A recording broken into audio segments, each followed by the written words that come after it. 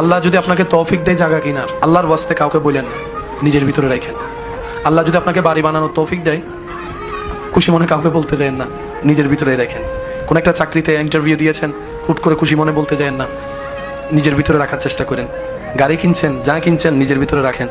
হয়তো আপনি যে চিন্তায় অন্যকে নিজের সুখটা শেয়ার করছেন, এটা অনেক সময় হয়তো হিতে বিপরীত হয়।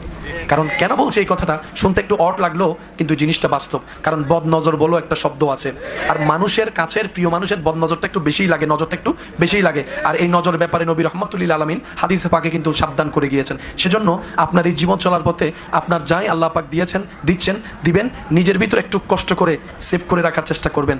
ঘটনা পরিপূর্ণ না হওয়া পর্যন্ত কাউকে বলার দরকার না হয় হিংসুক বেড়ে যাবে, ঈর্ষাকারী বেড়ে যাবে, নজর দেনেওয়ালা বেড়ে যাবে, প্ল্যানিং করে না মানেওয়ালা বেড়ে যাবে। কাজটা পরিপূর্ণ হওয়ার পরে আগে রবের দরবারে 2 রাকাত শুকরিয়ার আদায় নামাজ করবেন যে ইয়া রব, আমি যোগ্য ছিলাম না, আমি ছিলাম মাটির, তুমি আজকে আমাকে 4 তলার উপর তুলে দিয়েছো, সুবহানাল্লাহ।